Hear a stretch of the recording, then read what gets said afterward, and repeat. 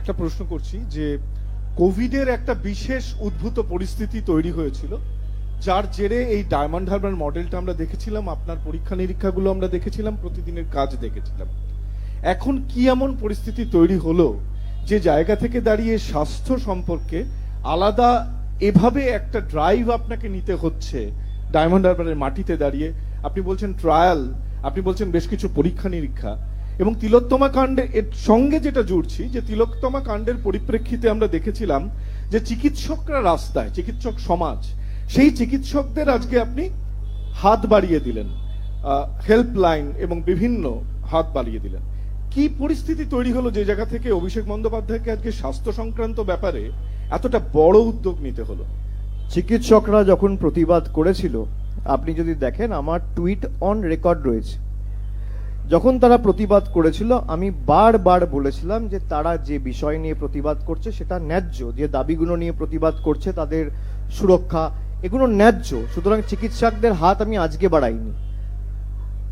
সর্বস্তরের মানুষের সাথেই তৃণমূল কংগ্রেসের প্রত্যেকটা জনপ্রতিনিধির সুসম্পর্ক রয়েছে।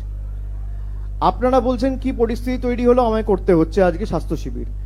আমি যদি 3 ধাপ নামিয়ে গরিব মানুষকে পরিষেবা দিতে চাই, এর মধ্যেও আপনারা কেন কিছু রাজনীতি খুঁজতে চাইছেন?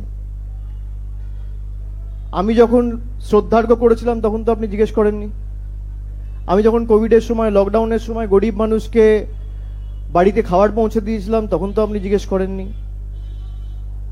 আমি যখন এই দুর্গাপুজোয় আজ থেকে 2 মাস আগে 70,000 মানুষের বাড়িতে আমাদের প্রতিনিধিদের পৌঁছে দিয়ে কাপড় ঘরে পৌঁছে দিয়েছিলাম তখন তো আপনি জিজ্ঞেস করেননি।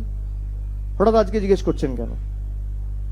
আমার কাজ মানুষকে পরিষেবা দেওয়া, সেটা বসন্তেও হতে পারে, সেটা গ্রীষ্মেও হতে পারে, সেটা হেমন্তেও হতে পারে, সেটা শীতেও হতে পারে, সেটা জানুয়ারিতেও হতে পারে, ডিসেম্বরেও হতে পারে, ফেব্রুয়ারিতেও হতে পারে, এপ্রিলেও হতে পারে।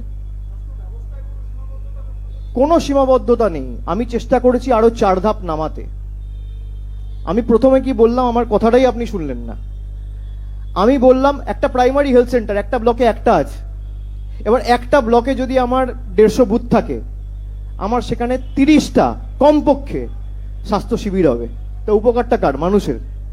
মিডিয়ার তো খুশি হওয়া উচিত, প্রচার করা উচিত, দৃষ্টান্ত হিসেবে ডায়মন্ড হারবার মডেলকে স্থাপন করা উচিত।